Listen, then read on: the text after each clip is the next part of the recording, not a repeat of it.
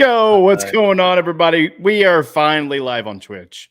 I mean, special characters, aside, it's going to be the fantasy mess around. It wouldn't allow FOOK, not the fantasy fook around, but fantasy mess around, man. So, Josh, baby, what's going on, bud? You need a little rub on your back? It's just, I live my life for your and I have so much hype going into a season. Yeah. And then the world keeps turning. And when it keeps turning, it doesn't like me. So I've got to get over the Dallas Cowboys. Yes. And AJ Brown just dropped a ball. So it just the world just doesn't like me right now. But you know what? I felt this way about this time last year, and I won the whole thing. Now the Dallas Cowboys, no, we haven't touched it since 1994, and that's beside the point.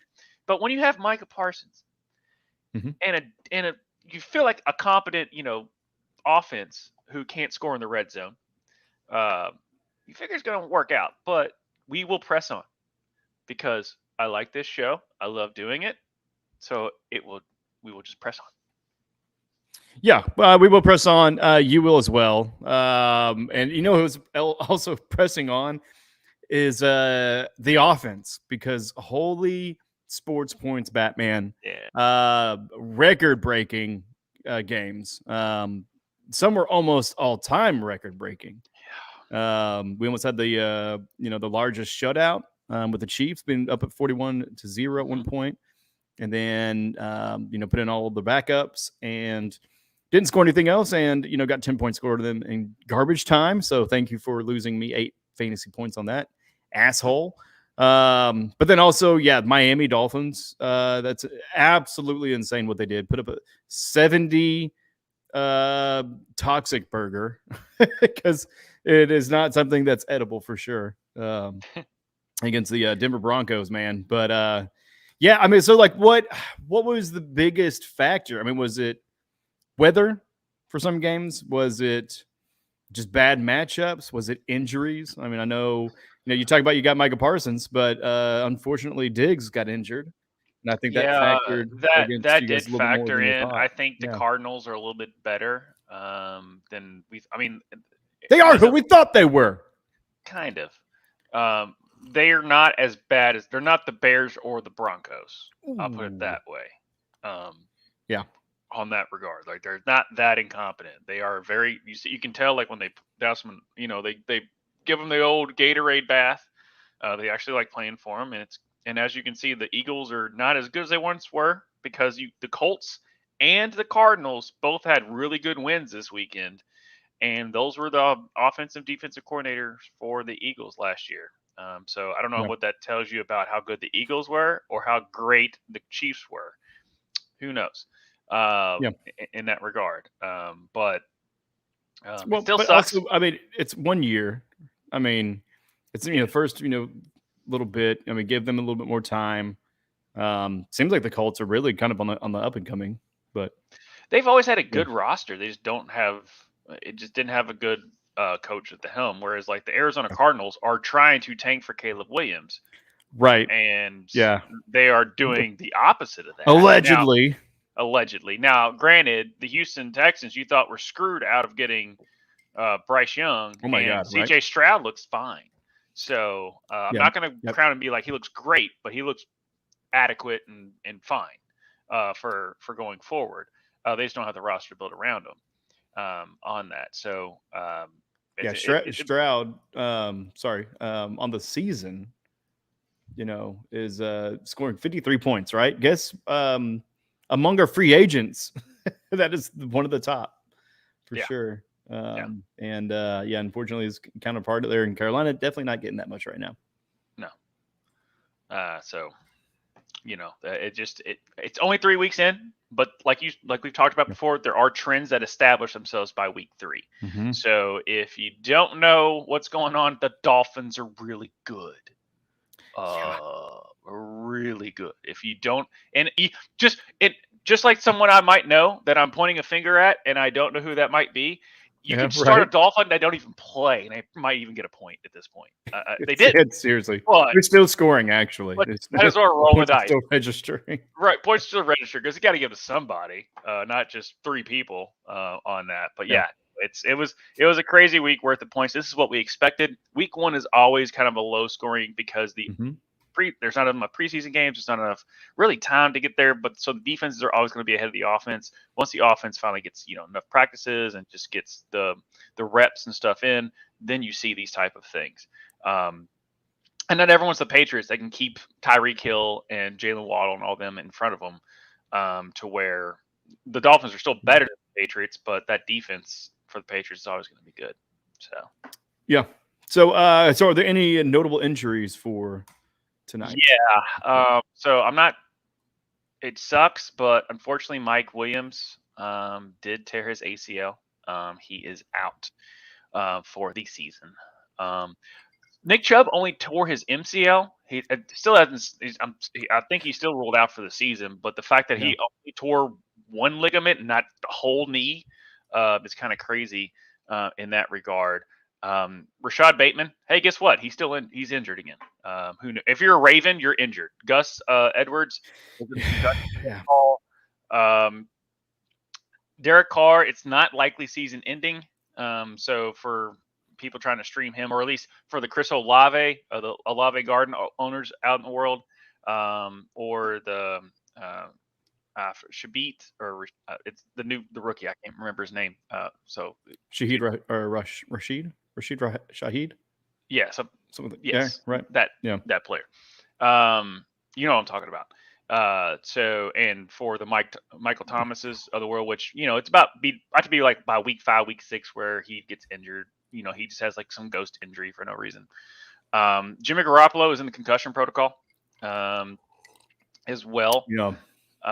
Which is kind of crazy. After coming off a really good game and not helping me out with any points with Josh Jacobs, but helping my opponent out with plenty of points. Correct. And asshole. Jalen Waddle still in the concussion protocol, yeah. Which sucks. David Montgomery, we expect him to be out 3 weeks anyway, so this will probably be the last week, and I expect him back week 5 if they're not off already. I don't know. The Brandon Ayuk should be back this week. He was at practice on Monday, and let me see. Aaron Jones. If they actually did practice, he would have been limited. So that sounds like a good thing for Aaron Jones owners out there, that Aaron Jones will be back this coming week. But we will really know more on Thursday. If they don't practice on Wednesday or Thursday, that's a good indicator that they're not probably going to play. Mainly Wednesday is the one where we're like, okay, if they're held out of practice, then they're probably not going to play. But yeah, Mike Williams is pretty much the big injury other than Trayvon Diggs, who didn't play this past week. Because he tore his ACL in practice, which is kind of crazy that, in the game, that's like, I was sitting there like talking to one of my buddies. I was like Allen Iverson. I was like, not a game. We talk about practice, man. It's about practice that he got, that he went out. So I'm not panicking or anything that the Dallas Cowboys lost that, but their next 5 games are a tough stretch as far as solid teams that they're playing. And for the folks at home, I apologize if you hear me like oofing and woofing. Watching both the Monday Night Football games, because that's such a great idea to have 2 games play at the same time on a Monday night. Assholes. I hate to be a broken record, but just so many of them in the world, right? Right. And opinions. It's almost like everybody has one of those. Yeah. Exactly. That's what you heard me say. Like AJ Brown he dropped 2 touchdowns a day. And all he has is 100. All he has is 7 receptions for 102 yards. How dare he? So, oh my gosh, right. So anything else on injuries? No, not at this point. As far as the people that are coming back, like I said, I expect David Montgomery back week 4, and we'll see how Jahmyr Gibbs does. Week 5. So I expect him not back this week. They're not going to rush him back because they have Jahmyr Gibbs, and you don't trade up that much draft capital to rush David Montgomery back, who is unfortunately in the sad part of his career, not the back end of his career. Sorry. Yeah. And I don't know. It's also sad though. Yeah, it is. That's sad. But I also don't know any news on Saquon and when that. I mean, Right. they said a few weeks, but they're trying to rush him back, unfortunately, and they really shouldn't. But they are not planning on paying him a lot of money, so it's up to Saquon whether or not he might do the Lamar that he did last year. Is like, I think Lamar pretty much just kind of held out and said, "No, I'm just injured. I'm just not going to do it to get my money." So. He doesn't he doesn't want to J.K. Dobbins it, basically, in that regard. So, man, too soon, bud. I mean, I know you got him in other leagues, but come on, just don't be cussing at me right now. I didn't cuss. I didn't say a bad word in my mouth. You said According J.K. Dobbins. According to George Carlin, 7 bad words you can say on the radio. None of those words came out of my mouth. Well, I mean, luckily we can fucking say those things here. Other people injured, but of course, in the big story at the beginning of the year, but it's not going to be anytime soon. It's obviously Aaron Rodgers, your favorite person. But you know what? We also need to add to the entry list is my hopes, my dreams, and a little bit of my aspiration this week. Because, Bud, I don't know how. I mean, it's just a hard week, man. A lot of sports points, but for the top 10, I mean, as far as quarterbacks, I mean, Herbert coming out hot, 29 points, the lowest. Surprisingly, only 28 points. We'll get to a lot of that here soon. My boy Jackson finally coming in 28 points. Kirk Cousins 27, Mahomes 26, Jordan Love, 25, Dalton. All right, surprise on that, 24. Josh Allen, 22. Deshaun Watson, 21. And Garoppolo, a surprise entry in the top 10 at 21. I mean, the two obvious ones is Dalton and Garoppolo. Probably not going to be there routinely. It depends on who Carolina's playing. He's a sufficient. Yeah. He's a sufficient start streamer, depending on who they're playing. The matchup was good for them this past week, and Adam Thielen is still healthy. So who? Yeah, Adam Thielen. He's been in the league since the Great Depression. But no, I still call it leathernecks. Right. I remember leather helmets. Or leatherheads, not necks. Leatherheads. Yeah, leatherheads. That was a bad movie. But anyway, but yeah, no, it just depends. And Garoppolo is kind of the same way. It just depends on obviously he's in the concussion protocol. Like I wouldn't go out and just pick him up or anything. And it's the same thing with like other quarterbacks that kind of fell outside of the top 10 in that situation. But Lamar's done this for the past 2 weeks. This is what we expected Lamar to do. I know it was a loss to the Colts, but he still performed. Justin Herbert, Tua Tagovailoa. If only you could start both quarterbacks and someone would be really happy. Based on the person that owns both of them. But you can only start one, and that's why I'm kind of weird about having 2 quarterbacks on my roster, because you're just basically filling up. Yeah, lawyers. God bless it. I mean, what? Right. But no, Jordan Love. I was thinking about picking him up, but I have this one quarterback who just is destroying me as far as like you should be good, but I don't. I don't know. That's for another day.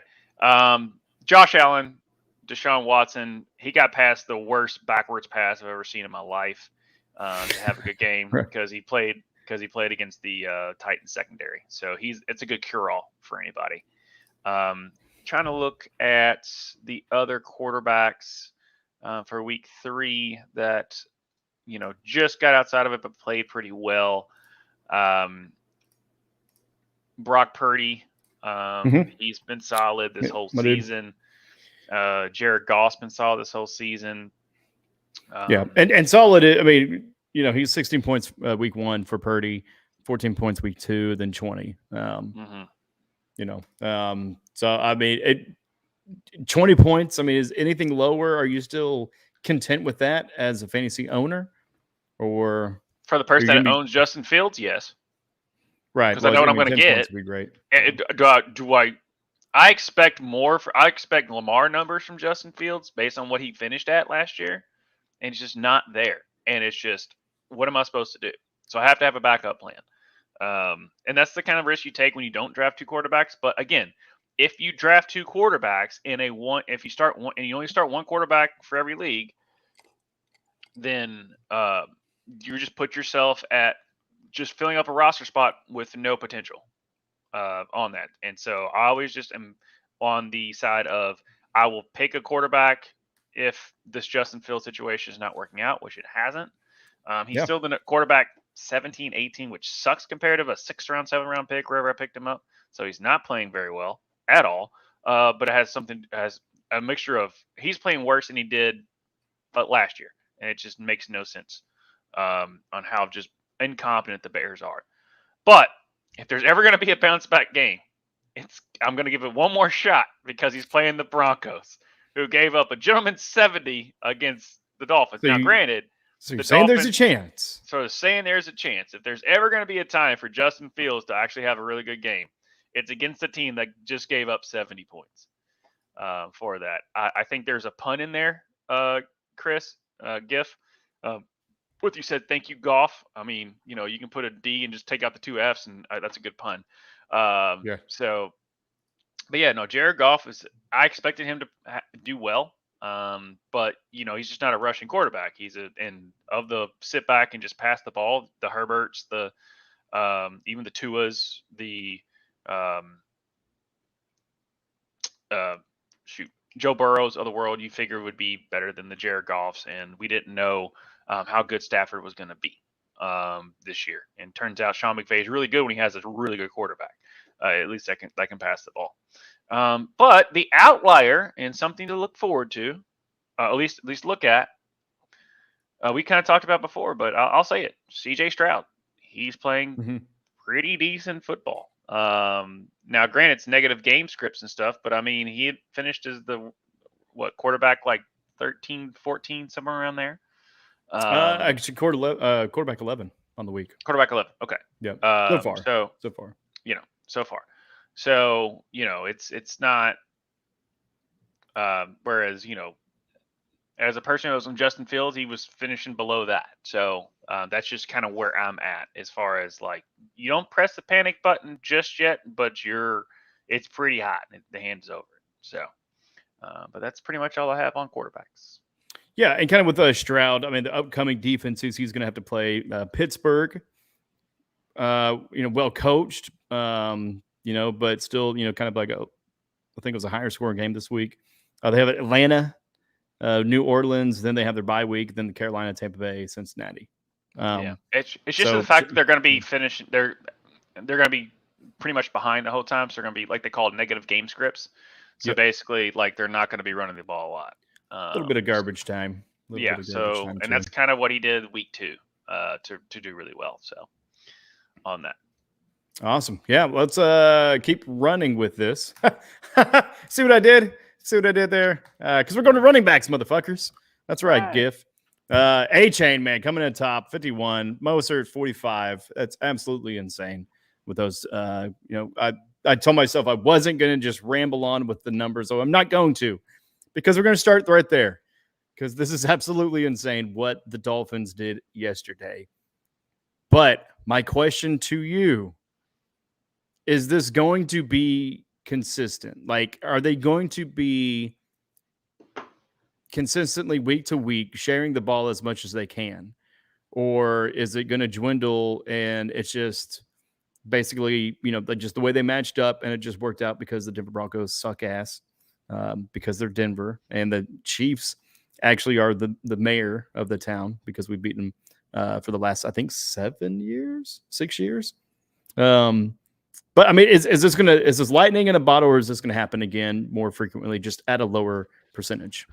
It's going to happen again because if Mike was pretty much kind of he was under the Shanahan system, and if there was before they got Christian McCaffrey, you would start 2 San Francisco running backs, and it would work out for you.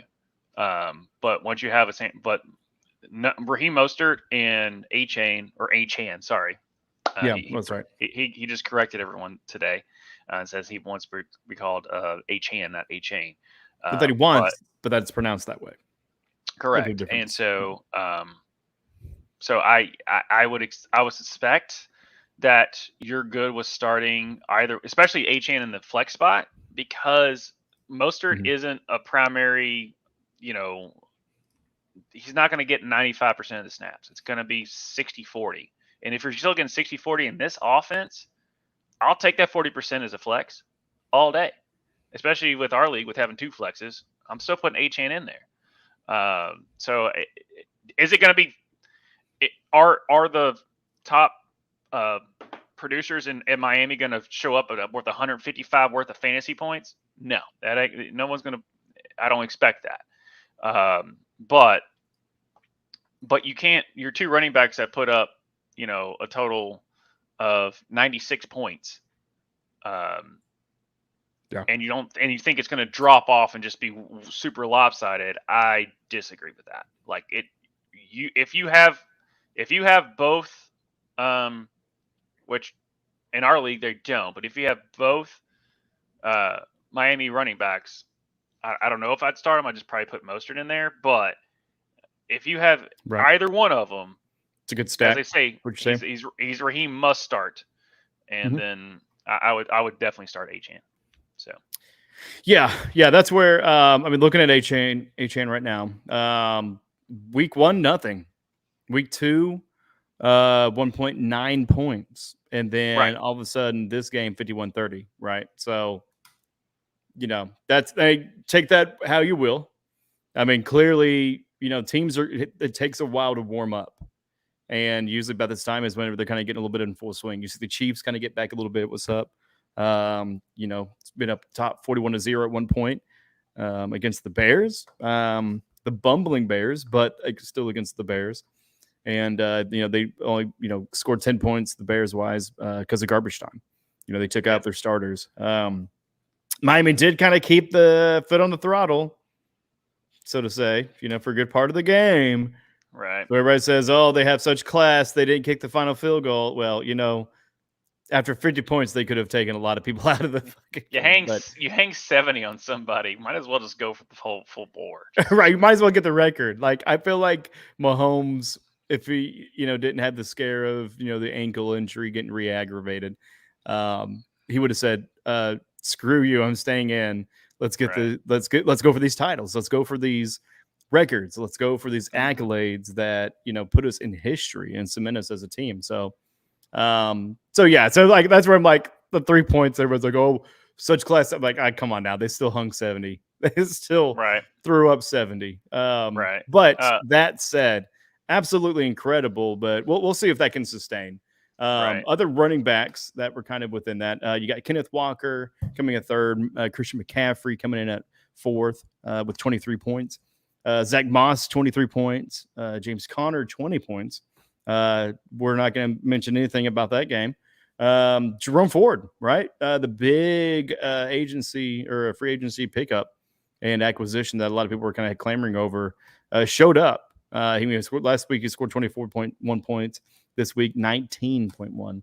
And then you got Travis Etienne, of course, coming in there. And then I believe, let me double check. McKinnon, and then you got Madison, right? McKinnon, that's going to be a fluke. I mean, he had 2 touchdowns. He hardly had any. He had 9 yards receiving and rushing, and then 3 receptions and 3 targets. Not a lot, like a high percentage, but he had 2 touchdowns. Just because it was just that kind of game. Definitely drove everybody who had Isaiah Pacheco up the wall, because that should have been his 2 touchdowns for sure. That's neither here nor there. But anybody that's missing from the list, anybody you see that's definitely not going to be there next week? Pretty much McKinnon. I mean, it's a game that was game script to where you wanted it. I expect Tony Pollard to be back. He was right outside of it. Mm-hmm. I mean, it just Dallas needs to correct their red zone offense. It's just terrible. Just to put it lightly. Really, other than that, we're still waiting. Bijan Robinson, I expect him to be better than he was this week. It's just one of those down weeks. And you hope. and Ramondre Stevenson as well. They faced a really good Jets defense. And the only one that sticks out to me that was just what's going on is Jahmyr Gibbs. I'm still waiting for him to show up. I think he was okay week 2, but this is the second week that David Montgomery's been out, and he's been okay. Not compared to the Jahmyr Gibbs, the draft capital in which people drafted him is what I'm saying. It's not that he's a bad player. It's just where you drafted him, he's still underproducing. Yeah, well, 9 points this week. And another person that's underproducing, and it's very unproducer of me, to be pissed off about this. But Josh Jacobs, man. I mean, I didn't really want to bring him up. But... Is this the alarm? I mean, 3 weeks, 9.1 week 1, 9.9 week 2, and then 11 in a game that was high-powered, high offense, right? Only 11 points, and he had 2 touchdowns stolen from him by the thief of Davante Adams, who was really good and open. So here's the issue, and it's not Josh Jacobs. When your coach is down 8 with a little over 2 minutes left on, let's just say the 8-yard line, right? And he kicks a field goal, and you expect Josh Jacobs to be good. It's nothing against Josh Jacobs. I'm just pointing out the obvious. I'm saying just rhetorical things. Yeah. So, and he was your workhorse last year, and then you decide to go away from him. I don't think the Raiders coach is going to be there after this year. Long story short. And Davante Adams is already frustrated. He was like, I didn't come here to do this. I came here to win. And then, oh, wait, this guy showed up. Okay, good. Thanks for showing up. So anyway, we get it. You're undefeated. Congratulations. I mean, are you still undefeated? Is it who let that guy here? Yeah. Huh? Yeah, he ended up coming back. Yeah, whatever. Yeah. Oh my God! Look, I looked out because I'm a dum-dum. No, actually, that's a very good pullback because Devontae Smith wasn't really doing a whole lot, but it was Mike Evans with that recent touchdown. It was. But of course you're talking about Josh McDaniels, right? Quarterback coach. Been a head coach in the past, didn't work out. He was also a head coach in the AFC West. Didn't work out. It's not going to work out ever, Josh. Just stay the fuck out of our league. Stay out of our division, please. Actually, no, stay. Please stay. We'll send you, bread baskets, fruit baskets. We'll treat you nice there. We'll give you free stay in Las Vegas for as long as you want. Just keep making dumb decisions and throwing a game away and kicking a field goal. And I don't think it was 8 minutes. I think it was 4 minutes, bud. It was something so, oh my God, painstakingly obvious that he's not great at coaching. No. And not even competitive. Because at that point, I mean, the players are going to want to go back out there because they had been moving the ball. And it was through the run and it was through the pass. I mean, they were doing a pretty good job. And then, then all of a sudden, he just kind of pulls it out and nuts in its how. What are you saying, dude? Come on, Tvshka. You should be in a good mood after the power of the Swifty. Look, dude, silence yourself. Go look at the league score, okay? You know exactly why I'm pissed off, brother. But anyways, I don't know, man. I mean, I know we're catching, a little bit of heat here from the chat. Should we be receiving anything else at wide? I just want to point out, I had really good transitions about 2 weeks ago. I was going to point that out with the Aaron. Anyways, we're going to wide receivers. I've had some really good transitions, and we just had to get one little nugget in there. But but that's why you're the host, and I'm just here to give off my brain juice. Yeah, no, we can't win them all for sure. But no, that was still a good one though. Anyways, Keenan Allen. Yeah. Not Keegan Micah Key Allen. One thing that happened. Right, bud. 45 points, man. I mean, it's no 51 loser, but no, 45 is insane still. Yeah. For that to be the third threw a 45-yard touchdown. Yeah. Yeah, we threw one, but yeah, no, and then Devontae Adams, the jerk face McJerkyston, that stole all of my touchdowns and gave it to my opponent, who ended up beating me with a handful of points.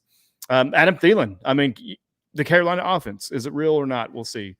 Tyreek Hill, only 31 points. What a loser. Only. Then we got Justin Jefferson in 28. This guy named Tank. Dude, you're getting Adele. Somebody's getting Adele. Somebody should be getting Adele. I was like, dude, somebody should be getting Adele this week. Dude, you need to put in for Dell. Yeah. Yeah, dude, you need to put in for Dell. 26 points, though. And, and we mentioned him last week a little bit, and he's kind of been in the chatter. You got Samuel, 25. Williams, right? The other Charger, 25. Yeah, RIP, at least for next week. And then Amari Cooper, right? I mean, somehow coming through. And Amon-Ra St. Brown. Man, I just wish that somebody who had him, maybe just sat him on the bench. Maybe he should pay attention to the injury list, or maybe just pay attention to his league, right? Any follow-up to that, Josh? What you got? I don't have Amon-Ra. Yeah. No. I know. And it's not even Chase. I'm just trying to goad him in the chat. Okay. It was the lawyer. Hey, good. Yeah, like he needed it.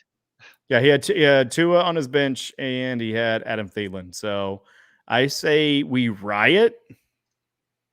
And don't fight the law. We know to win. That's just a dumb song. That's all that is. Okay. No, we've got a Panther fan apparently perking up in the chat. Panther offense is only there. Why Bryce Young is hurt, or maybe while when he comes back, he won't be able to see the score. Okay, because he's so short. Is he blind? Or it's because he's short? He's short. Oh. It's a short joke. You could say that about other quarterbacks too, right? Yeah, Kyler Murray. Kyler Murray, probably the shortest. He's shorter than. He's the Muggsy Bogues of the NFL. Yeah, he really is. Yeah. I you know what? Why you gotta make short jokes? What did I do to you? Okay. Yeah. I can't help with that. I'm 5'8". So rude. Anyway, that shout out to Tutu Atwell, keeping the 5'8", 159-pound dudes alive. Yeah. Right. Seriously. You have to wear the 4.240 on top of it, but that's beside the point. He's still 5'8", 159 pounds. Right. Yeah. So talking about Tutu, talking about the Rams, right? I mean, doing incredible. Not incredible tonight, but I mean, on the season, a little bit better. Panthers are better. I mean, wide receiver rooms and just individuals. What's kind of standing out to you this week? I mean, obviously, we knew going into the Vikings Chargers game, this is what was going to happen, because both just okay defenses at best, and they showed out. Now we'll see going forward. I know there's been murmurs about Kirk Cousins possibly. Mm-hmm. People keep saying go to New York or New York or New York. I don't think it's going to happen, but we'll see going into, because I mean the Vikings are good enough to not throw their season away. I just don't understand it. But as far as Jet fans, they want that, so I understand. Because they're talking about Jefferson leaving as well. If someone would have joined the show when we started, we already went over and even known the fact that we talked about how good CJ Stroud's doing right now. But thank you for joining us. Anyway. Yeah, God, be quiet. We're rudely interrupted by the guy who's 3-0 and a champion in this league. Jesus. Former. Okay. Oh yeah, that's right. Former. He's the champ. Don't promote his ass. I gotta show respect where respect is due. Anyway, nope, no respect. Yeah, Tank Dell. We were kind of like, was he gonna be there? Yes, he was. Right. So the era of the short wide receivers that are speedy short wide receivers, they're here. Tank Dell, Tutu Atwell. It's time to come out of retirement, baby. Let's go. Right. We just gotta run a 4.240 again. Yeah. On that, I mean, what was it? Calvin Austin yesterday, I believe that was his name for the Pittsburgh Steelers. I mean, he caught a long one. But I mean, consistent targets wise, Tutu's really well. Tutu's doing really well. Tank Dell is doing really well. There was another. Oh, Zay Flowers, unless he got face masked and penalized on other stuff, but that's beside the point. But like those short, speedy receivers are doing really well because of how the league and how it's structured now. So and Tyreek Hill, he's technically is a short, speedy receiver. He's the king very of short, that. very speedy. Yeah. Yes. So yes, is Zay Flowers 2-2 and Tank Dell as fast as no one is. None of the rest of them call cheetah. But that type of receiver, and as long as they're scheming correctly, it works out. So Tank could give you some bust games, but I expect him to, and the way the games are going, and the way CJ is kind of getting comfortable being a professional quarterback, I expect Tank and Nico Collins to still be fine for the rest of the season. I'm not sitting there saying that they're going to be like a Dolphin or a Charger receiver. You just have to need to if you're a Charger, which our Haygood could probably tell us who to pick up if you're a Charger, because they're getting hit with injuries, but not Justin Herbert. So this is the Justin Herbert we're expecting. So I expect the Chargers offense to still be producing going forward, along with the Dolphins. And as far as other trends, I mean, you would expect the other Chiefs receivers to do well. They just aren't. No. Well, here's the reason why. It's just because it's going to be spread out. Yeah. I mean, just as we kind of saw the Dolphins kind of spread it out a little bit, maybe more out of necessity because they were just cycling through a lot of players. But I mean, you still had 3 or 4 of them had the lion's share. But yeah, you still haven't even seen Justin Ross. You really haven't even seen Rashid Rice. Those are 2 big rookies that. Well, I mean, Ross is at second year, but he had surgery, was out last year. So really it's his first year. But those guys are really going to show up eventually. And they may get, kind of playoff time. They may get a lot more of that attention. But yeah, right now you're really not going to see it. At best, maybe midseason or, post-bye. But yeah, there's just too many targets that are getting spread around. And it's a crapshoot because the yardage isn't going to be consistent if you're not Kelce. So then it's just, okay, who's going to get a touchdown this week? And that's what you're gambling on. And wide receivers are pretty stacked, guys. I don't know if you all have seen our waiver list, but good Lord, we had some good ones. We talked about Tank Dell, right? But also you got Kendrick Bourne, 40 points on the season. There's a guy that I don't want to say out loud because I may or may not want him because he played for Oklahoma. Marvin Mims, right? Even though he's on the Broncos, which seems to be a little bit of a bust for the season. It may be more defensive than, right. But yeah, he still is showing up and he's get the intention. And, so with this one, I mean, he did get a touchdown, but he had 195 yards and did that off of 7 receptions and 9 targets. So he's definitely going to be getting the ball a lot more because, they like to pass. But yeah, then you also have Jaden Reed, who's also a rookie. Rashid Shaheed, like we talked about before. Yeah. A little bit of a lighter week for him, but the week before, 10 points, and then week before that, 19. So yeah, wide receivers still pretty deep if you're needing somebody. Like for me, I need a running back, but that's neither here nor there. But if you need a tight end, right? Then a good place to look is our top 10 list. A bunch of names you're not going to know, and I may not know how to pronounce, but Laporta, whoever that dude is, 22 points. All right, beating out Travis, Shake It Off, Swifty Kelce, or Swelsey, or Kifty, as you want to call him. You got George Kittle, though, kind of back in the mix with 16 points. Brown at 15. Parham at 14. Both of those guys on the free agent waiver wire there. Hawkinson at 14, Ingram at 14, Freiermuth getting loose with 13th, but Musgrave with 11 and Ferguson at 10. So, I mean, typically we don't always do the tight ends just because it's a pretty steep cliff as far as plateau where you got 1 or 2 main ones. But I'm not seeing my guy or guys right? And Njoku, not seeing Njoku on the list. Not seeing Waller on that list. And I'm sure there's a lot of other owners who, Andrews isn't on that list. So, what do you make from this? I mean, and real quick, because we need to catch up a little bit on time. Is this gonna, kind of be consistent where it's just gonna be Kelce and a bunch of random, Kelce and Kittle and a bunch of randos, or is it gonna balance out? I expect Laporta to stay there.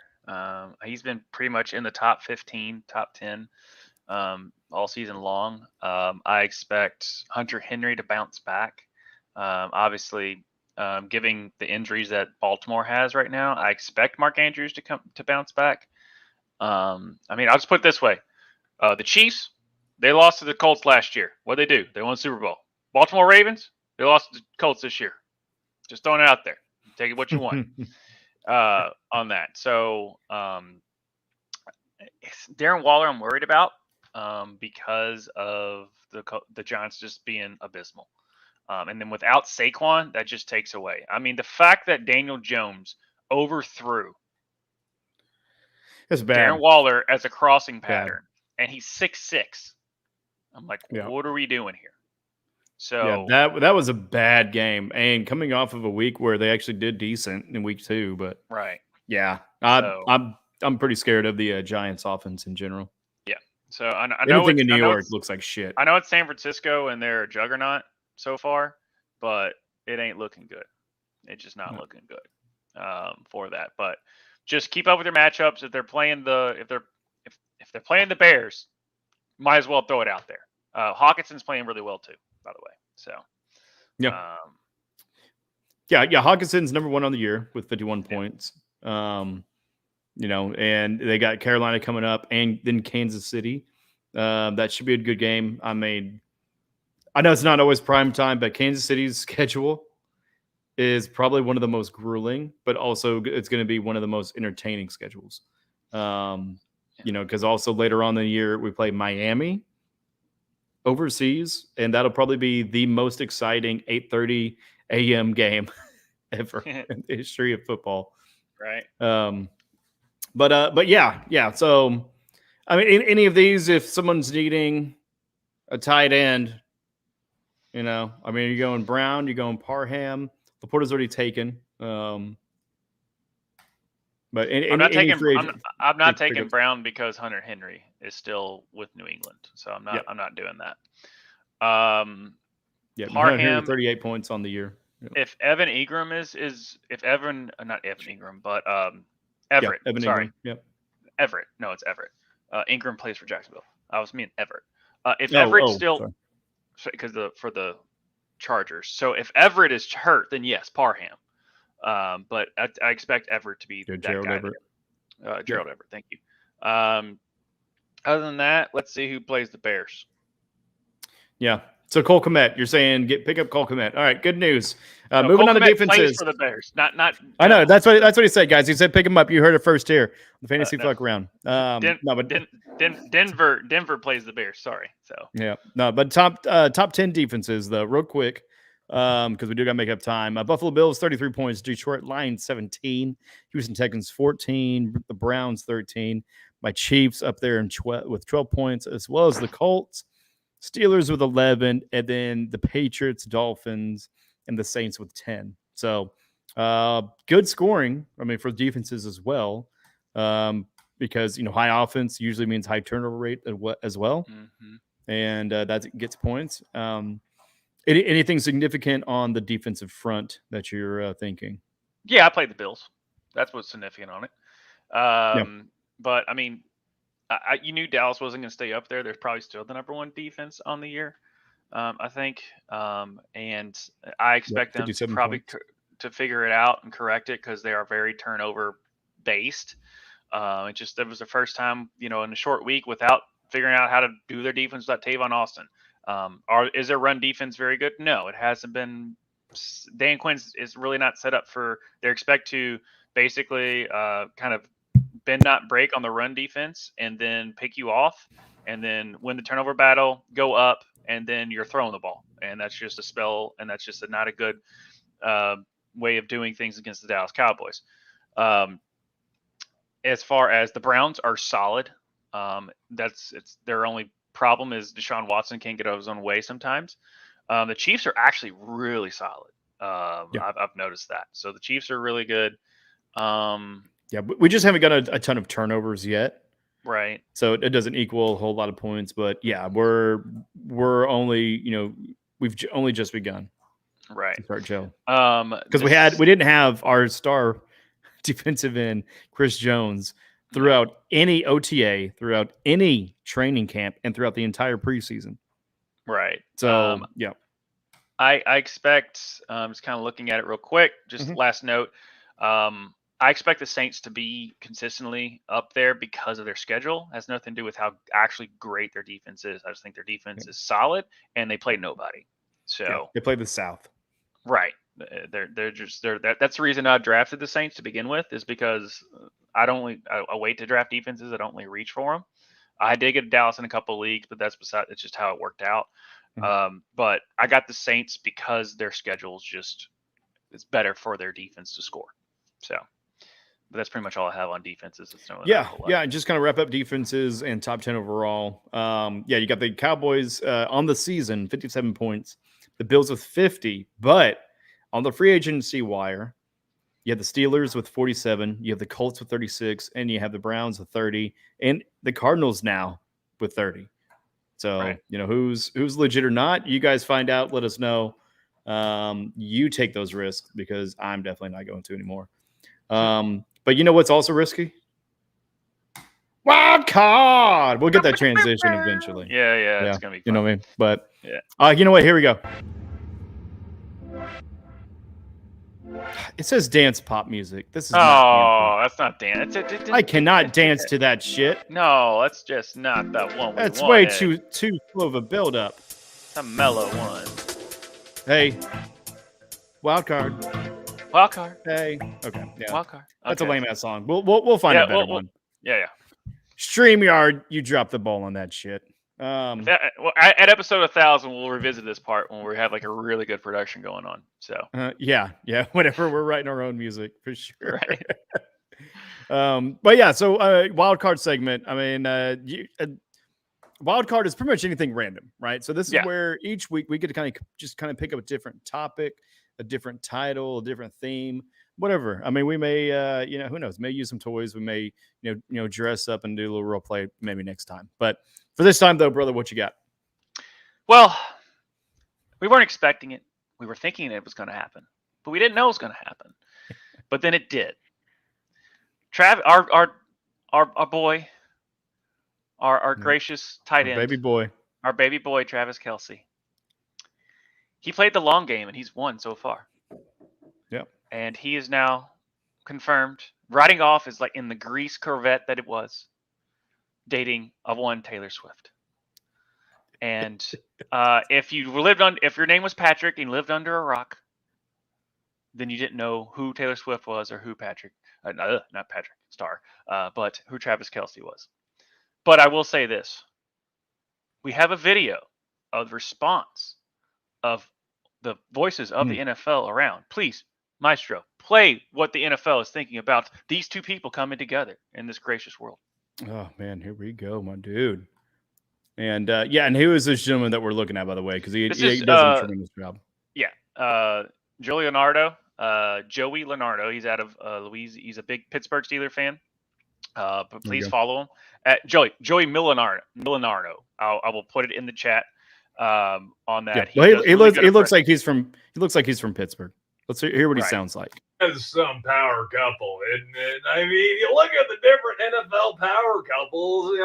Bill Belichick, Tom Brady comes to mind. The Pittsburgh Steelers defense, even Patrick Mahomes and Travis Kelce. But Taylor Swift and Travis Kelce, that may be the biggest power couple of them all. There is no doubt about it. Yeah, super happy for Trav. My wife and my family are all Swifties, so if there's some sort of double date situation, like I'm sure that we would love to do that. But other than that, just super happy for them, and hopefully they can keep going, and hopefully they can show her a couple of his dance moves. Yeah, I think when I look at Travis Kelce, Taylor Swift, I say, wow, what a love story. One that I certainly could get behind. A few red flags, though, a few concerns would be, would Taylor become too big of a distraction for Travis? We have seen him get caught up in a few distractions, a few on-the-field issues, coming out of college into the pros. How will that hold up his production in Kansas City? Folks, this is a prime example of star power. Stars attract other stars. You mean to tell me Taylor Swift, That is exactly what this dude was saying. is going to spend her weekend in Kansas City, Missouri, watching Justin Fields and the Bears? Travis Kelce, a star, brings Taylor Swift another star. I couldn't take my eyes off his face. So this week, much to do about Travis Kelce sending Taylor Swift a note. I've seen Does kind of sound like Kermit the Frog a little. I forgot how much Al Michaels kind of does sound like that. Go figure. Yeah. You know, I'm just kind of jealous that he's not on our team. Multiple reasons. One, because he's so hard to defend, but then now he's bringing Taylor Swift. I was never much of a Taylor Swift guy myself. I was always more of a little more old school. Cher, maybe Shania Twain, Celine Dion also comes to mind. Tina Turner? Yeah, no minorities? Okay. I saw that and just thought we were living in a simulation. Maybe we are. You guys ever think about that? Kelce and Swift. It's like we're living in the multiverse. Ooh. He's really wanted to score this week because he said, I'm going to shake it off, Jim. Taylor Swift, what a talent. Hey, I would love to perform with her at the Jimmer Say kickoff concert. The best we can get is John Mellencamp. Yeah, no kidding. Some people have been complaining about the production from Travis Kelce. It seems like he's producing just fine. Mostly off the field. He does a nice job there with Taylor. Huge shout out to Travis Kelce for creating maybe the most electric pair couple this side of Sonny and Cher. And Sonny was amazing at catching balls. So that's Joey Milanaro filling us in on how the so just go to his page, give him some love. He's really good at sports impressions. He does a really good Deion Sanders, Nick Saban. He does also really good Gus Johnson. But okay, again, good. So he does impersonate black people. Okay, good. Yes, he does. So please go to his page, show him some love, give him a follow. He's a great follow. He also does really good like Little League baseball coaches, and just like does that stuff. He's very talented. So go, and he's also on tour right now. So go check out his. He does stand up. So also go give him some love there as well. But no, so basically with this combination, we made sure, as much as the blowout was, what happened? They made sure Travis Kelce got in the end zone. And as long as Taylor Swift shows up, you know what you should do? You should start Travis Kelce. If she's not at the game, you know what you should do? No, you should start Travis Kelce. No, okay. If the Chiefs are playing a team, you know what you should do? You should start Travis Kelce. If for some reason they get married, you know what you should do? Right. Yeah, they get married. But what if he changes his name to Swift, right? So you should start Travis Swift. Yes. So in that regard, if they get married, not Kelce, you would start Travis Swift. That's the only way you don't start Travis Kelce is if they get married, basically. Long story short. Yeah. Undercut that joke. That's good. On that. And another little tidbit for you for that is since this thing broke yesterday, which it did break the internet. It broke the news cycle. Yes, it broke the news cycle. I guarantee you, people that are stuck at like fucking hospitals, just trying to flip through channels or something like that, you're like, why do I care about these two people? Why are they on every freaking thing? Yeah, right. But so in the past 24 hours, Travis Kelce had 7 catches for 69 yards, which is awesome. The fact that I think that's a good trade. Yeah. Okay. And a touchdown. He gained 300,000 plus social media followers, 400 plus 400% increase in merchandise sales. And he's a top 5 selling jersey in the NFL. And I'm pretty sure Jack Mahomes hates everything. There's a lot of memes going around of Brittany coming into the press box being like, "What the fuck is that?" Just being jealous that she was, overtaken with everything there. But no, it's just a little fun thing, and I hope it lasts because so many people. So there's a lot of meme going around of the only thing I'm actually happy that I'm single is because there's a lot of like TikTok videos of a wife or a girlfriend or a significant other like talking to their significant other, being like, "Did you see where Taylor Swift is dating Travis Kelce?" Like that, like no one knows who Travis Kelce was, and now they know who he is. And they're like, "What are you talking about? Like he's like one of the greatest tight ends ever played the game." Yeah. Everybody else knows about it except you. And I was just like, and if like the guys would just get like more, it's a trend. So like they're just doing it, egging on. I'm like, I am so glad I'm not single because I do not want to have that conversation. I would not be in a good spot for me. Like, what do you mean you don't? She did not put him on the map. Just choose wisely, and then you may not have to deal with that conversation. Right. Yeah. Exactly. But no. But one question Jason has is, what happens if they're just friends? You should start Travis Kelce. That's what. Okay. Okay. There we go. Okay. Yeah. There you go. Oh, boo. Yeah. So. That's racist, by the way. Good job, Trailer Swift. Right. But yeah, no. I mean, it's fun and all. Me as a Chiefs fan, I don't give a fuck. Like, I love how in the press conferences, all of them are getting asked this, and they're like, "Yeah, man, it's cool. Kind of see over there. But hope they do good. Cool. Next question." Also, guys, this isn't the only Kelce Swift duo in the NFL. Just pointing it out there. If you know, multiverse, right? Right. Yeah. Yeah. Also, I just want to get back to this comment here. I was going to bring it up after this. But yeah. No, I would not trade two people for a quarterback, especially Joe Burrow. I mean, I like Joe Burrow, but I would never, ever trade two people for a quarterback unless they are just gangbusters. Unless your team is just like you give them, especially for Terry McLaurin, I would not do that. So my thing. I would either it's a quarterback for a quarterback or one player for a quarterback. You do not trade two players. It's just not. It just doesn't work out that way because you're giving up way too much value in your running back, wide receiver positions. Unless it's like a Tutu Atwell or something, then maybe I can understand. But Trevor Lawrence has just as much upside as Burrow does. Yeah, both kind of starting off slow. Also, when you're making your name, don't just slam your fist on the keyboard. But thank you for joining. Thank you. No. Right. There we go. But yeah, man. Anything else on the wild card? No, it's just a kind of a wild card situation. That's why I did that instead of just trends or anything like that.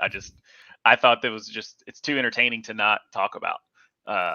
So right, and there's no way. Like, I mean, you can't even. There you go. I'm glad you found the humor. Mm-hmm. Like, I mean, you can't even talk about Travis Kelce without Swift now, and it's going to be insane. The tickets are going to fucking skyrocket now for the Chiefs games. I mean, they already were high. Now all the Swifties are going to be buying it, and there's probably going to be a Swifties section. I can just see it like nightmare wise. Not that bringing in new groups of fans isn't kind of part of that goal. I mean, we want everybody to love football, everybody participate, but I mean, Swifties are a whole different breed, right? They were. It's just like if Jared Leto was dating a football player, his cult following would be a little bit peculiar. I mean, she just basically just said, "What do you think?" And he's like, man, I had a pretty good time, whatever. And then like, we Trav had does his thing, blah blah blah. Yeah, maybe I'll meet her someday. I just whatever. Just Kermit the Frog with marbles in his mouth. But hey, he's a goat. Also, actually, the best person that had the best soundbite as far as the NFL was Bill Belichick. That was a great response when they asked him about it. He goes, Travis Kelce's had a lot of great catches in his life, but this has to be his best one. This has to be his best catch. Nice. That's what Bill Belichick said. So, literally verbatim. He was on some podcast or like just a Patriots, typical like week, like every week he goes in and they were just talking. They brought it up. Yeah. And he just had a smile on his face. He would just like, he was holding on to it. He was holding on. He was like, or he got coached it, or he got something like that. Say that. But it was Travis Kelce. Travis Kelce had a lot of good catches in his life. Yeah. But this has to be his best catch. Well, ASDAF G Hop responds. I was considering it because I got Devontae, Amari, and Godwin, so I can't start him. Right? Yeah, McLaurin. Yeah. Either you do McLaurin straight up. I just would not give away 2 people for Joe Burrow who is injured. Like if you're going to go for a quarterback, you got to go for Josh Allen or Tua. If you're going to give up 2 players for a quarterback, and if it's in one of those flex or super flex leagues where you start 2 quarterbacks, I'd understand your situation. But if it's just a 1-start quarterback league, you're giving up too much value for a hope. Whereas if you're going to give up that much value, you need to make sure you have a return on investment. And we don't know that Burrow's going to get there yet. And we just don't. He is a bad step away from Aaron Rodgers, unfortunately. So I would refrain from giving up 2 players. 1, fine. I would take that gamble. But 2, no. So either go straight up with McLaurin for Joe Burrow, or you go and get some because Trevor Lawrence has too much upside based on Peterson and all them. Just in my opinion, I understand where you're coming from, but you're just giving up way too much value unless you're starting 2 quarterbacks a game. Yeah. Also, I mean, just because you have value at wide receiver doesn't always mean you can get something for it, and even just having them on your bench is fine. Yeah. I don't know if you have 2 flex league or just 1 flex, but wide receivers are getting really hot right now as far as points, and then even check your waivers for quarterbacks if you're needing a quarterback. Basically, I'm saying like a quarterback. Jones, Mac Jones would even be a good one consistently. Wow. Even though he's grabbing other people's junk, but Brock Purdy. Brock Purdy's probably on there, so yeah. So I've got Purdy on mine, so I'm happy. So it's a typical league. So yeah, don't give up that much value. Look at your waiver wire. If you don't want a player, Baker, just freaking start Baker. Yeah, just start Baker. You don't need to give up that much value. If you have Baker as your backup, just play Baker. He granted against a juggernaut and he came back down to earth today, but he's got Mike Evans and Chris Godwin. Like, he still put up okay numbers for what he is, and he's going to be fine for the rest of the season based off of like 3 weeks in. Baker's going to be fine. So if Trevor Lawrence, if it's a bad matchup and you don't like it, start Baker. It's not worth giving up. It's not giving up. Baker, it's not worth giving up those 2. Baker ended the week with 11 points, but last week he had 18.38 per our league, which is 6 points for touchdown, and then also a full PPR, but that doesn't affect the quarterback. And then week 1 he had 16. So yeah, you're looking at his floor being 11 points right now. Not bad at all. No. Especially against the defending NFC Championship team, who acquisition wise look like they only got better. But yeah, we'll see. But yeah, man, I mean, enjoy those. Just look at the matchups, I would say, probably for each of those, of as far as which 2 you're going to play or which 3 you're going to play. But yeah, man, yeah, I think you're sitting pretty good there. Yeah. All right. Don't reach. Don't overspend for okay value. Is what we're basically saying. Yeah. And don't over tinker, because last year, I think week 2 is whenever I kind of got a little jittery with Ramondre Stevenson, because he didn't provide anything. So I dropped him for a streaming running back. I believe GIF picked him up, and then he did gangbusters the rest of the year. And it was one of those things where, I dropped too much value on the floor, because here's the other thing. Just because you don't have enough spots to be scoring points for you doesn't mean you can't have them to keep points away from other people either. I mean, if they're a good player, they're a good player. So just hold fast hope. But because again, if you hold on to them, then someone might be going on tilt and overspending for theirs. So just as long as your team is putting up decent numbers and you're not like the bottom barrel where you have to make moves, just stick with what you got. Yeah, and some teams may be going on tilt right now. But that's where we're going to. League scores, brother. Let's wrap up this hour broadcast so far. We are going long because we are long, right? Yeah, no? Imagine giving that package for Baker. Hey! Right. I mean, at this point, I would rather have Baker than Burrow. At least for the next couple of weeks. I mean, it may change, mid-season.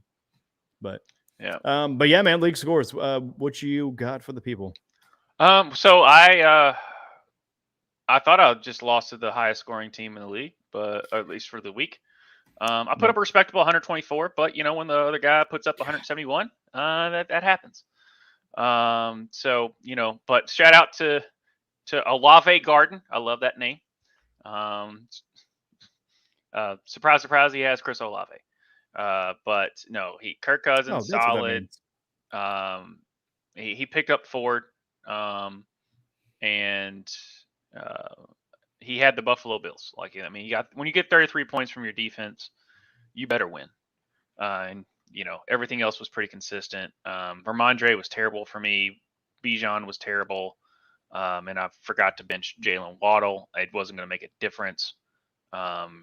Even if I started like Cortland Sutton or something or like Romeo Dobbs, he only put up 18, so it was like it wasn't going to work. Especially with Justin Fields as my quarterback, I gotta figure something out. This week there's definitely a lot of points left in the bench. Just because it was that insane, like, highest scoring week. Lowest team score for the league was 104 points and 104 and 94. So really rounded up, it's 105 points. Yeah. Where the highest was 175.52. Right below it, 173.6. Right below that, 171.38. And then 154 and then 147. And those are the ones that won. Yeah. So if you had below 147.88, you lost. And a lot of people did. A lot of people had 151, 124, 133, 126. Like, it was just a good scoring weekend that was misleading as hell because it just wasn't always the right person that scored more points as far as your players. And so hard to predict this weekend for sure.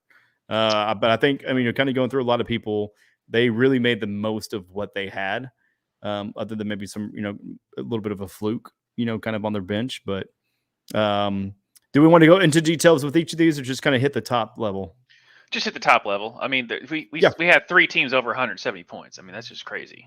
So that's hence the title of our episode this week is Holy Sports Points Batman. So exactly, and Holy Sports Point Batman is for sure. So I'll do my game and then I'll let you take over. Okay. So I scored 133 points against 147. Really, the big thing was because I was actually in the lead going into last night. And me and him only had one player left on each side, and they played for the Las Vegas Raiders. I had Josh Jacobs, who got an underwhelming 11 points, 62 yards rushing with 17 carries, and then 18 yards receiving, no touchdown. While Devontae Adams had 13 receptions for 172 yards and 2 touchdowns. And literally those 2 touchdowns were right after a big Josh Jacobs run. And even one of them was after it was goal and short, and they just tried to run it with Jacobs, and he didn't get in. So then they go to the air. So I don't blame them for going to what works, but that's aggravating whenever it's your team and literally like head to head, and then they're getting the jump ball. So, but what about your game, bud? What was kind of the pivot point, I guess, for you and Olave? Of course, a little bit of a more significant gap, but it was the fact that I accidentally started Jalen Waddle, who didn't play because I'm in way too many leagues, and so I thought I took him out, and I didn't. And just other than Keenan Allen, no one else showed up. I mean, it's pretty much what happened. Whereas everyone else was consistent for him. I mean, Damian Pierce, Jerome Ford, AJ Brown, Chris Olave. He had Firemouth. Just like everyone was solid other than Calvin Ridley. But I mean, when you get 33 points from your defense, I know you said you lost week 1 with the Cowboys, and I talked about the Cowboys defense week 1.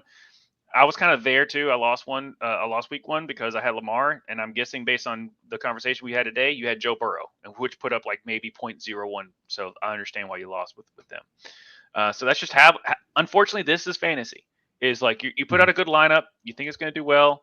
I mean, in percentages and stuff, I was predicted to win this week, and the Buffalo Bills held Sam Howell, who had 19 attempts. Okay, he passed the ball 19 times and had -0.1 in fantasy. So that just happens. So it just, that is how the fantasy cookie crumbles. You can put out the best thing. Unfortunately, luck is 40% of it. It just is. So yeah, and everyone left Jacoby Meyer on the bench, by the way. Right. Yeah. As far as week one, like you put who you drafted, you're going to put out there, and you're just basically rolling the dice a lot week one. But a lot of times you'll see once trends get out there, you make the right waiver picks and stuff like that. It will, but just don't tilt. That's the main thing. It's just do not tilt, because then you end up tilting. You end up getting rid of. I remember getting rid of Calvin Ridley his rookie year, and he could have been a really good keeper for me. So just we've all tilted and made dumb decisions, but it's just what happens because we overthink it. Kind of wrapping up here. Blackpool Combat Club had another solid week. And he's finishing off pretty well with Jamar Chase finally showing up. He's 11 of 14 with 134. So they finally figured out that Jamar Chase is good at football. On that, yeah, beating Super Bowl Sammy on there. Well, hold on. While we got some people in the chat, Soul says she's still the best GM. Well, GM, well, you fell asleep apparently this week, GM, and also manager, because you all should have dropped Justin Fields last week, like you said you were going to. I didn't say I was going to drop him. I didn't say that. Yeah, you said the Bears are going into hibernation. Yeah, but I'm still going to roll with Justin Fields. I didn't hear that part. Let's look at the review on that. But I never said that I was going to drop him. I said they're going into hibernation. There's a difference. Well, you should have dropped him, and that's what we said last week. I'm not dropping Justin. I am not dropping Justin Fields for the same reason. Yeah. You should have dropped. You shouldn't have dropped Ramondre Stevenson last year. Oh, I know my mistakes for sure. But anyways, because someone's maybe getting a little hurt. But no, like in the chat, who invited Super Bowl Sammy? Jason, did you invite him? I don't know who invited him. Because I know Jason. Or them. We don't even know who that person is. So right, that's what we're trying to figure out. Yeah. I don't know if he's saying Super Bowl Sammy's terrible or if Josh is terrible. Or if I'm not terrible. As a co-defending champ, I have a belt. Half of one. We split it in two. But I have a belt. So if you're calling me terrible. Okay, so he says he invited Shriekers and Olave. Okay, yeah, GIF, show yourself, you coward. Right. Yeah. I bet GIF found him twice. ASDF, Gugoff, show yourself. Yeah. Okay, hey, clarify. No. He's not terrible. His organization is. Okay, even though he is very terrible. I am just. My head is just hurting so much of just being like, I got to start Justin Fields. I can't start Fields. He is the bane of my existence right now.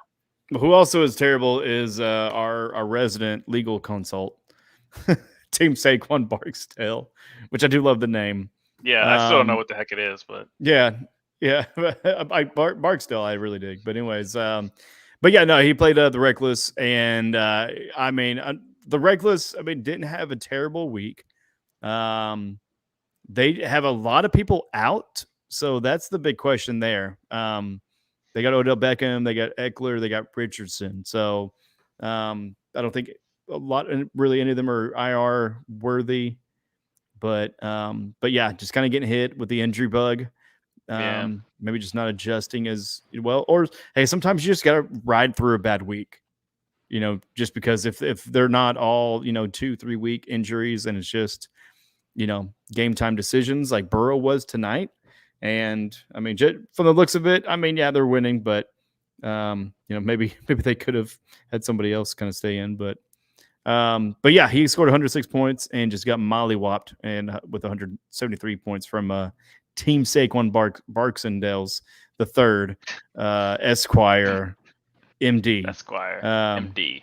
That's right. Yeah, but yeah, you have Herbert, you have. Etienne did great, even though 17 points looks like a little bit of a bitch move this week because Tyreek Hill's 30.7. Amon-Ra, but I do love seeing that he had Adam Thielen on the bench, not scoring him 31.5. Suck it. That's right. You could have set the record, but you didn't because you suck. And you're probably going to beat me the next time we play. Yeah, that's all I got for that game. What? Yeah, you want to wrap this up with Jason and Shriner? Fine. Shriners? So Tar Heel for life is 3-0. Congratulations. Mike Evans still catches touchdowns. But no, great start on the Jordan Love pull. That's actually like really good managing there. And you know, he's got the Raheem must start. So sorry. So that helps out. And the fact that Derrick Henry only had 2 points and he still scored and he still pulled out the victory. You know, hey, he had DJ Moore in his starting lineup. Remember I said Bears should go into hibernation, but I was like, I don't know, DJ Moore, he's still fine. There you go. So, you know, as much as he just gave shit to the quarterback who threw DJ Moore a garbage touchdown. I don't care. Mm-hmm. Garbage time is awesome for fantasy. So, you know, same thing with garbage time counts. Garbage, the garbage man can. Okay, on that. So, but yeah, no, this was a great matchup. You know, Justin Jefferson, Christian McCaffrey, knock on wood, they don't get hurt, but they are the epitome of consistency. And we always talk about it's like it doesn't matter.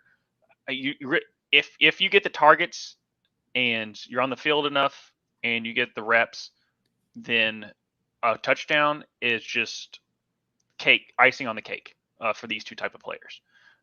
See, I love cake.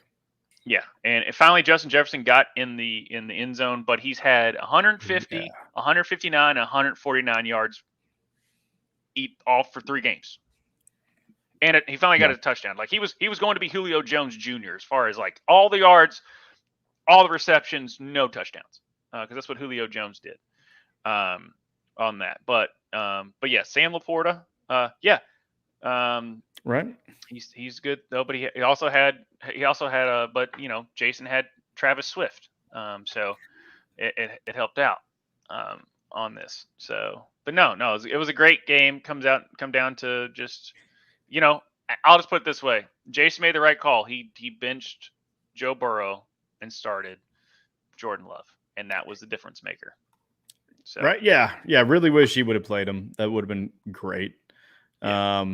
But you know, you can't always win, or can't always have your enemies lose. When the NFL sends Jason the script each week, what can you do? Kind of cheap.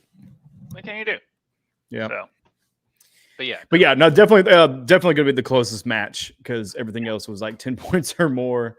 Yeah. And with them finishing 151 to 154, a nail biter again. And, you know, I mean, as much as I hate that he gets a W counts. It's not how close you won the game. It's if you won the game. And, you know, like last week or the week before, we realized we found out that, hey, special teams count. Special teams matter. Yeah. Because the Chiefs last year, won many games by only 1 score or less. And they go on to win the Super Bowl. So it's not a matter of how much you win by. But anyways, exciting week for sure. Getting the notifications for my team scoring felt great. Endorphins flowing like a goddamn river until Sunday night when just kind of got a little cock block because of Devontae Adams. So. But what are your final thoughts on the week? What are you excited to see either tonight or even just for next week, man? I'm excited to see Justin Fields play a shit team. That's what I'm excited for. Yeah. I was going to draft Tua as my last pick, but someone decided to take him. Like, I thought he'd be good, but, you know, it happens that way. That's the way the cookie crumbles. But hey, you can go back and look at the tape. I was planning on drafting Tua. Okay, but it just he didn't last long enough, which could be a personal problem for him. But no, I just hope Justin Fields finally rights the ship against the Broncos, because it's the tale of 2 shits teams. So we're gonna figure out which one is the bottom of the barrel next week. But so far, the number one, the top quarterback, that's the top running back that was taken overall, still playing like top running back overall. The top receiver that was taken overall, I know it's not Tyreek Hill, but as far as consistency, Justin Jefferson is playing like the top wide receiver overall. And there's a lot, and like also too, do not. I would start Achane, I would, but do not tilt 3 weeks into the season. There's a lot of football left. And don't overspend for a trade. Just kind of based on the comments that I saw and everything like that. Do not overspend for a trade. Do not tilt. But have a backup plan if you have Justin Fields and Joe Burrow. So, well, this Rams game hopefully is going to be getting exciting. It's pretty boring. Yeah, we'll see. Yeah, we'll see. And there was a little excitement right there.